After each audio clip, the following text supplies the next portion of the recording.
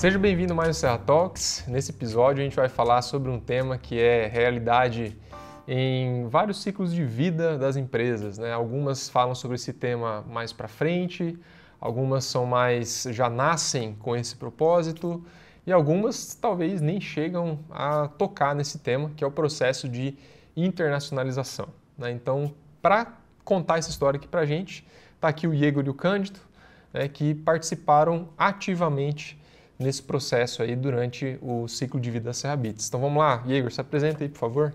Obrigado pela oportunidade. Eu sou Igor Emílio, estou na Serra Bits fazem 8 anos como gerente comercial e há mais ou menos 4 anos começamos aí o nosso processo de internacionalização da plataforma Corte Cloud. Eu sou o Cândido, aceitei esse desafio em 2021, já tenho 4 anos no Comercial Brasil do Corte Cloud.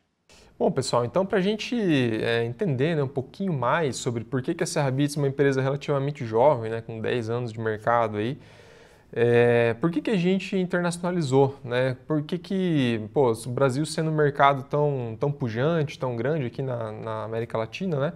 Por que a gente deu esse passo, né? Igor, quer falar um pouco aí sobre? Eu acredito que nos motivou a internacionalizar o Corte Cloud, de verdade, foram as oportunidades que nós vimos fora do Brasil. Ficamos sabendo que em outros países haviam também revendas e centrais de serviço. Fomos buscar informação para entender como funcionavam essas empresas e aí ficou constatado que o modelo de negócio era muito similar ao Corte Cloud, a atuação do Corte Cloud no Brasil. Então, basicamente, foi uma oportunidade. Então, nós começamos ali fazendo algum trabalho de inteligência de mercado para entender os países mais próximos da gente. Então, me lembro que a gente começou com Equador, Peru, Uruguai, e aí fomos expandindo.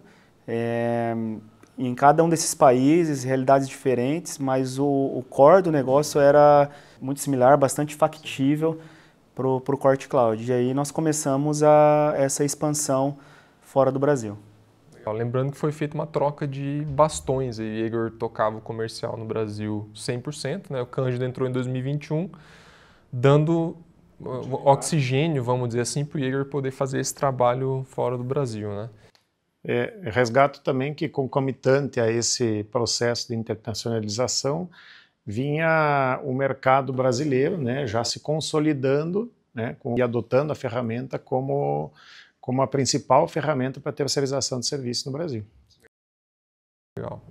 Lembrando que o Brasil, né, ainda hoje é o principal mercado para nós, né? Tem, lógico, o exterior está ganhando muita representatividade, mas o Brasil ainda é o que possibilitou, né, o que bancava a empresa, digamos assim, para a gente poder abrir mercados fora. Eu me lembro assim que as primeiras apresentações e reuniões que nós fizemos com agentes fora do Brasil, com donos de revenda, donos de centrais de serviço fora do Brasil, assim, foi bastante desafiador, primeiro pelo idioma.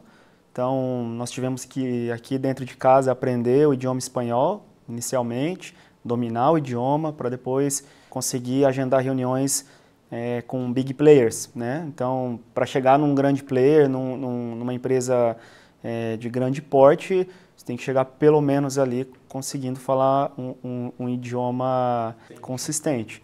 Então, quando nós percebemos que a solução Corte Cloud já estava bastante sólida, já estava no Brasil bastante robusta e estabilizada, e vimos essa oportunidade de sair para fora do Brasil, basicamente eu atuava sozinho no comercial. E aí, uma grata surpresa, no meio do caminho a gente encontra o Cândido, né, com uma competência fora do comum para auxiliar esse processo de processo comercial da Serra Bits. Então, naquele momento, nós dividimos a operação comercial, como a internacionalização, esses novos países, tudo era muito novo e muito descoberta, muito trailblazer. O que acontece? O Cândido ele fica responsável por todo o mercado nacional. Criou-se uma divisão, o mercado nacional fica com o Cândido, o mercado internacional fica contigo, né? Então, a partir daí, é basicamente dessa forma que a gente toca o comercial, né? cabe aqui um pouco a gente falar de como a gente fez isso, né? E aí entra a importância do Field Sales, ou seja, ir lá e marcar reunião, né? E muitas vezes com engenharia social, para você conseguir um contato, para você conseguir uma indicação, né? Conta um pouco aí, Igor, como é que foi essa história. Até hoje é assim, né? A gente ainda segue abrindo mercados e o Field Sales é a forma que a gente tem de atuar, né? É a forma mais eficiente, mas buscar um novo país, abrir um novo país, buscar um novo cliente, a gente entende que no Brasil começa a ficar algo mais automático, um puxa o outro. Fora do Brasil tudo é muito novo, ninguém conhecia o Core Cloud, então nós tivemos aí que estruturar o departamento comercial, fizemos uma divisão. O Cândido ficava com uma parte da América Latina e mais Brasil, que é basicamente outra América Latina. Sim. E eu ficava com outros países da parte mais norte da América Latina, aí do Equador para cima. E por que foi feita essa divisão? Porque nós, basicamente, com uma só pessoa, não teria condições, né, humanas para conseguir abrir com qualidade, atender com qualidade todo esse mercado.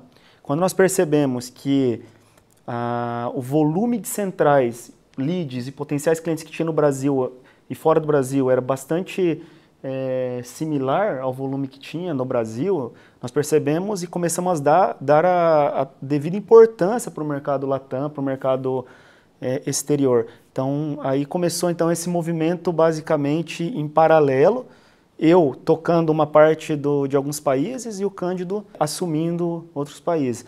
E é muito interessante porque o Cândido teve um processo de aprendizagem do idioma muito rápido para conseguir dar vazão à quantidade de solicitações de reuniões que a gente tinha. Então, eu sozinho não conseguia.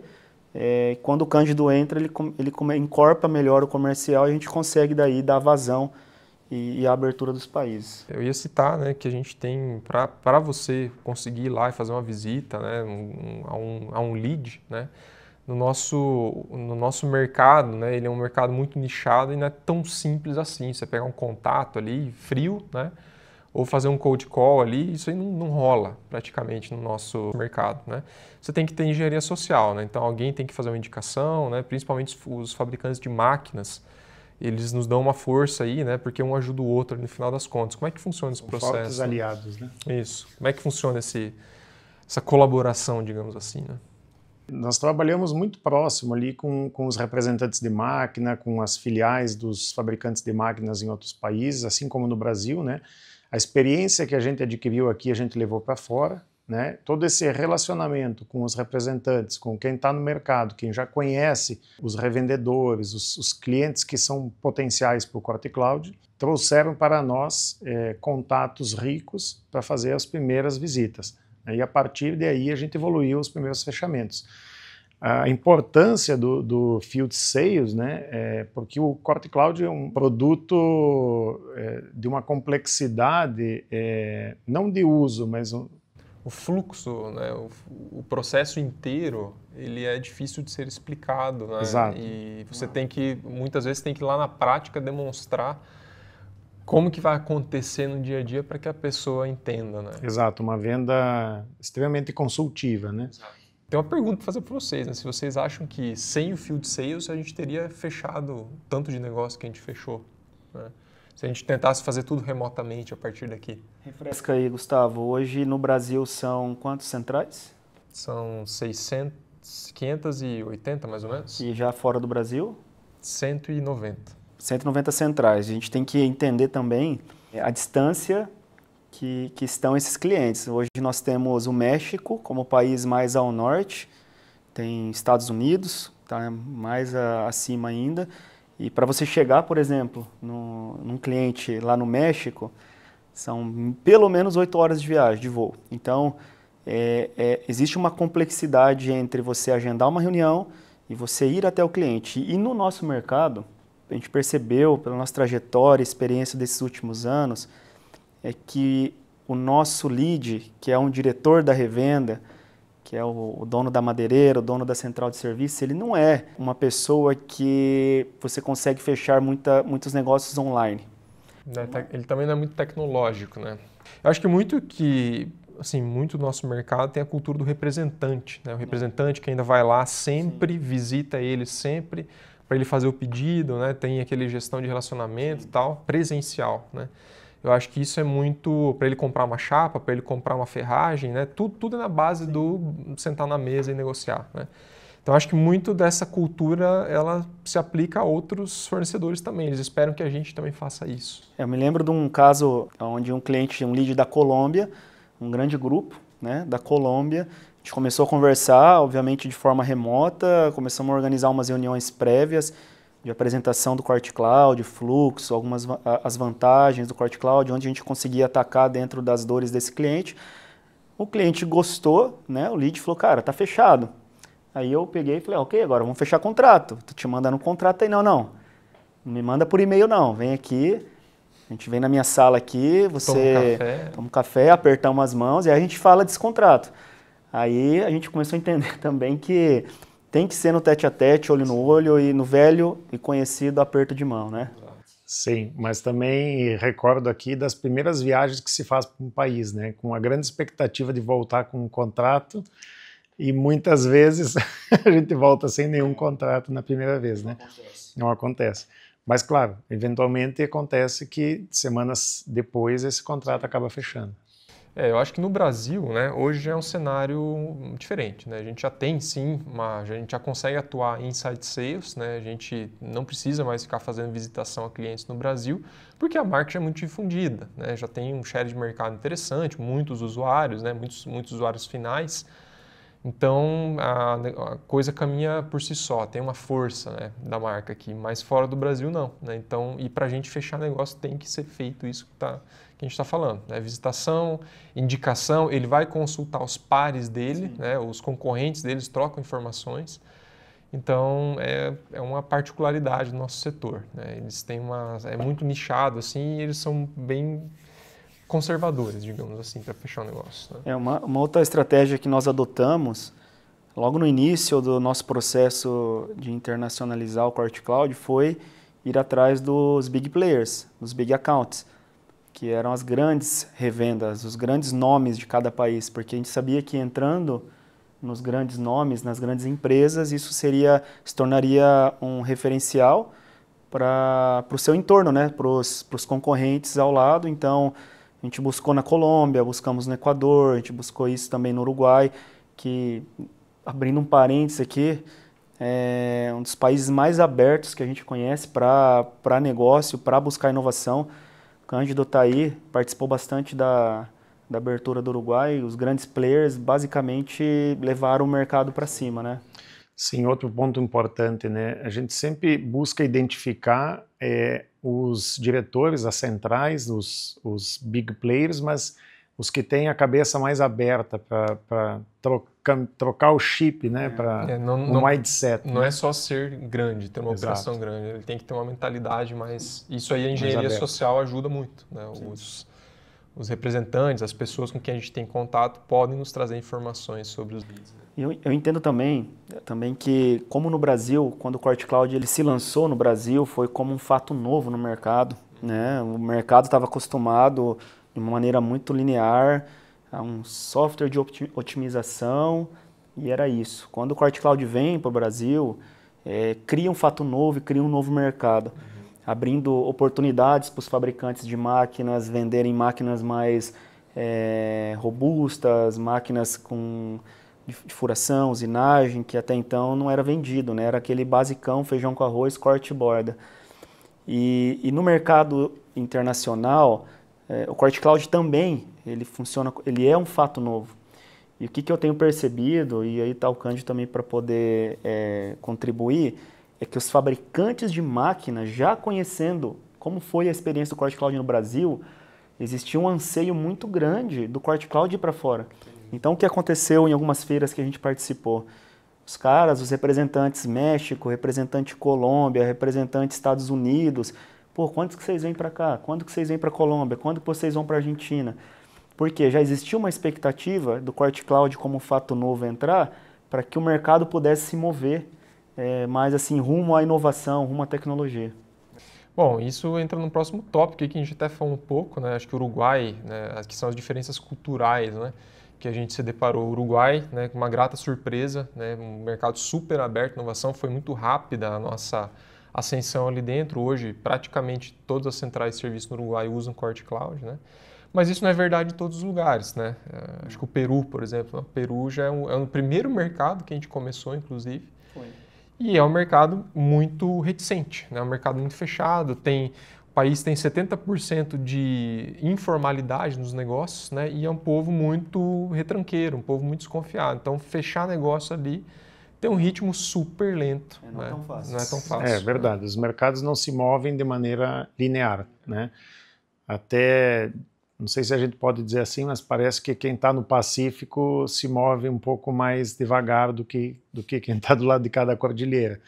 É exemplo do Chile, né? Chile é um excelente mercado, um mercado próximo para nós, porém um mercado que a gente avança a passos mais lentos porque ele está sofrendo a transformação do parque fabril, do equipamento, né? Ou seja, ainda muito corte manual, muita central que não faz aplicação de fita, ou seja, o que o Brasil enfrentou 15 anos, 10 anos atrás, é um movimento que vem acontecendo no Chile hoje. Se você pegar a Argentina também, né, que é vizinha do Chile, é muito mais industrializada, né, muito mais preparada Sim.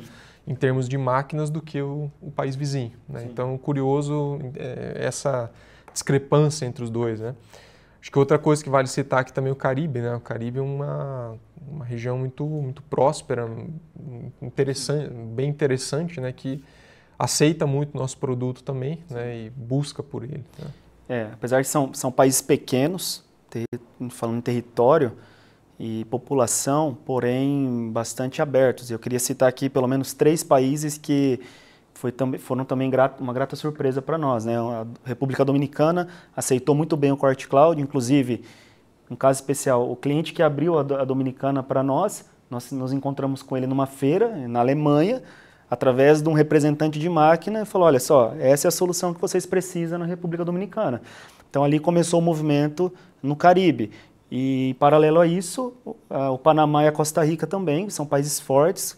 Guatemala, um país também pequeno, porém muito forte, com mentalidade aberta. Ali a gente percebe que os diretores de loja, eles já não estão preocupados tanto com centavinhos, eles estão preocupados com o quanto de erro que eles vão mitigar dentro da produção e já quanto vão maximizar lucro através da solução tecnológica. Enxergam mais o benefício, a dor, né, que vai ser resolvida do que ficar contando ali os centavos, né? Porque em outros países a gente percebe que o cara pega a calculadora e começa a fazer conta de centavinho e fala, não, a gente costuma falar, não, eu não consigo te pagar isso porque a minha margem é tão pequena, mas olha só, e o quanto que internamente você vai economizar de tempo, de recursos, economizando até recursos de mão de obra humana, né? Aumentando a capacidade de venda. Exato. Interessante que alguns conseguem fazer essa conta de forma muito mais fácil, né? E outros não. Né? Então, são fatores culturais que aceleram, né? Ou retardam aí a nossa ascensão nos países. Interessante, né? E outra coisa também que vale citar, né, é a importância dos influencers. Né? A gente tem não só os representantes, né, as empresas de máquinas que nos auxiliam, mas os influencers tiveram um papel fundamental também na abertura desses mercados. Não só para centrais de serviço, né, mas também para usuários finais. Né? A gente podia citar, esse aí que tem vínculo bastante com os influencers aí que nos atendem, né? Como é que é o esquema, né? Vamos dizer assim, como é que é o nosso trabalho com eles? Principalmente depois da pandemia, esse tema de influencer, redes sociais, ela explodiu e alguns influencers na América Latina tiveram um crescimento gigantesco de número de seguidores, de pessoas querendo buscar empreender no setor da marcenaria. E aí quando eles viram que o Core Cloud poderia ser uma ferramenta para empreender na marcenaria, para o cara ganhar dinheiro, seja nas horas vagas, seja como um trabalho principal. Uma migração de carreira, né? A gente percebe que, até conversando com um dos influencers que é da Colômbia, que é o Camilo, professor Camilo Caio, que é da página Ágalo em Casa, que ele imaginou que ele tem aí 1,5 milhão de seguidores. Ele me disse assim, Igor, enfermeiros, porteiros de prédio, o cara fazia Uber, passou a usar o Corte Cloud para marcenaria. Então, o Corte Cloud, os influencers viram no Corte Cloud uma ferramenta de potencializar o negócio. Então, como eles viram essa vantagem no Corte Cloud, eles vieram assim, como a gente pode fazer algo juntos? Porque os meus alunos, meus seguidores anseiam por esse tipo de inovação. Então, eu gostaria de citar o Camilo, nós temos um outro influencer no México, que é El Carpintero, também com milhares de seguidores, que faz um trabalho muito profissional dentro do México. Nós percebemos agora que na Argentina tem alguns influencers também já trabalhando conosco, no Chile nós tivemos aí já 2 ou 3 influencers trabalhando junto com o Corte Cloud, porque justamente eles enxergam no Corte Cloud uma ferramenta muito inovadora para o seu seguidor. E do nosso lado, através dos influencers, levamos novos clientes para os centros de serviço, para as revendas, que, por sua vez, potencializam o volume de serviço e atraem novos centros de serviço nesses países, né? Ou seja, é uma roda que vai girando constantemente. Exatamente, né? Então, acho que sem isso, né, acho que sem os influencers também a gente não teria um sucesso tão grande de expansão, né, porque é um ingrediente muito forte aí. É o cara que sabe falar a língua do usuário final, né, sabe falar a língua daquele país. Eu acho que, por exemplo, se a gente fosse tentar falar do jeito que eles falam, a gente não é nativo, né, e mesmo que a gente tenha, por exemplo, Gabriel, que desenvolve conteúdo aqui, que ele é nativo falante espanhol, mas ele não é colombiano, ele não é mexicano, né? Então ele não vai ter o traquejo, nós não vamos ter o traquejo para falar que nem essa galera fala com o público, né? Então é um ingrediente muito importante. Eu percebi também assim, um brilho no olhar desses influencers para quando eles percebem que podem participar do ecossistema. E ele é retroalimentado. Então, o influencer ele conhece as revendas locais. Então, lá o influencer da Colômbia, ele conhece basicamente todas as revendas centrais de serviço da Colômbia, do México, assim como os do Chile, conhece todo o mercado local. Quando eles percebem que os seus seguidores começam a aderir ao Corte Cloud como ferramenta de trabalho diária, e aí não tem centrais de serviço próximas a esses seguidores, o que eles conversam com os seus seguidores? Olha, indica aqui a central de serviço mais próxima de vocês que eu vou passar para o pessoal do Corte Cloud, para o comercial do Corte Cloud atuar. Então, o próprio influencer começa a trazer para nós leads qualificados, que são as revendas, e já preparado. É muito comum chegar no WhatsApp do Cândido, assim, olha, o influencer do México, o influencer do Chile, ou o influencer lá da Colômbia me passou o seu contato. Já entendi como funciona seu negócio. Como é que faz para a gente entrar para dentro dessa máquina aí? Então, esse ecossistema que o Corte Cloud começa a criar nos mercados, sim, ele vai colaborando com todas as pontas, influencer, as centrais, fabricantes de máquina, o consumidor final. Inclusive, isso é um forte indicador de maturidade da nossa ferramenta no mercado, né? Por exemplo, quando o mercado começa a reagir organicamente, né, e novos leads vão chegando, que não são prospecções nossas, é um sinal de que o mercado está maduro e retroalimentando o nosso negócio. Ou pelo menos está com uma aceitação interessante, né? A ferramenta a ponto de estar gerando, né, novos negócios. Aí. Bom, queria trazer alguns números aqui, né? A gente está falando, mas o que daí, né? O que deu isso, né? Que esse processo todo de internacionalização? Quais são as conquistas? Quais são as conquistas, né? Então, hoje a gente tem 190 centrais de serviço fora do Brasil, né? Maioria América Latina e Caribe, né? Tem algumas centrais nos Estados Unidos, são quantas já nos Estados Unidos? 3. 3 na Espanha? 3 também. Mais 3, né? Então, 3 nos Estados Unidos, 3 na Europa, na Espanha. Estamos em 18 países, né? E temos 136 mil usuários fora do Brasil, né? Isso é uma conquista também muito interessante, né? Que são, na real, essa galera, né? O principal beneficiado, né, desse processo todo ali, o usuário final que tem lá o pontinho de venda, que ele pode produzir com o Corte Cloud, e esse cara, né, é o que mais lucra, vamos dizer assim, com todo esse processo, porque ele tem uma possibilidade de terceirizar ali, fazer um projeto, receber peças cortadas, fitadas, usinadas. É a democratização da marcenaria. Exatamente. E para a gente fechar, pessoal, né, que a gente pode citar aqui para quem nos ouve de principais aprendizados, né? Me permite? Um grande aprendizado que nós tivemos como Corte Cloud é nenhum país é igual ao outro. Cada país tem suas particularidades, os seus detalhes particulares. Me lembro que nós nunca, aqui dentro da Serra Bits, a gente tinha ouvido falar de polegada, medidas em polegadas.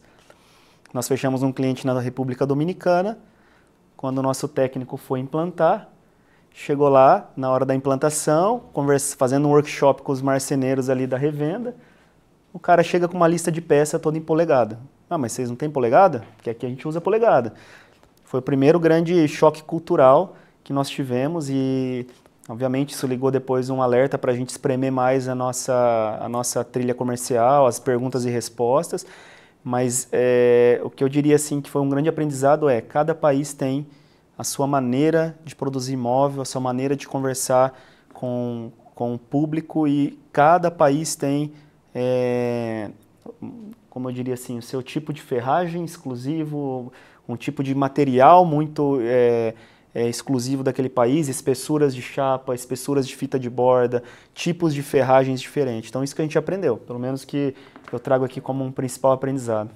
A minha contribuição é que os negócios, as empresas são feitas de pessoas e as pessoas precisam de pessoas para tratar o dia a dia, né? Então, assim como o Field Sales foi muito importante na abertura dos mercados para nós, no dia a dia a gente dá o apoio e o amparo depois de uma venda, depois de um mercado aberto, quando um cliente necessita, também é muito importante e isso reforça a nossa atuação e a nossa conduta no mercado.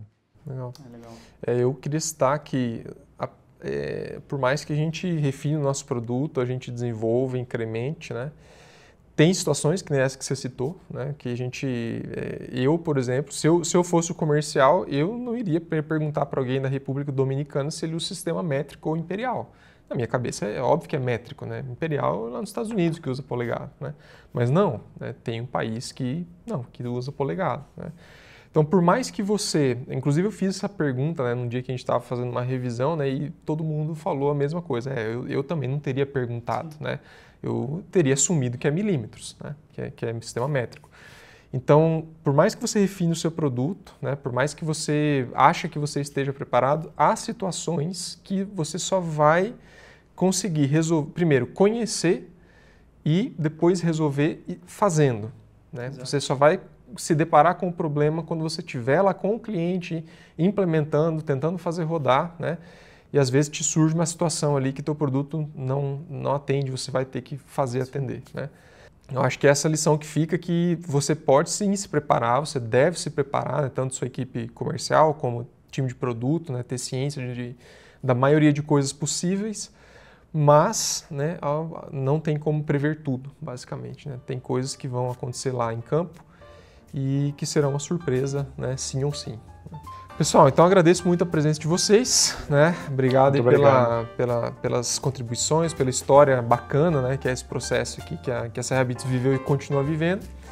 E para você que nos assiste, né, se tem alguma coisa, se tem alguma ideia, algum causo e acauso, né, para nos contar, alguma coisa similar que aconteceu na sua empresa, deixa a gente saber aqui nos comentários. Muito obrigado por nos assistir e até o próximo Serra Talks.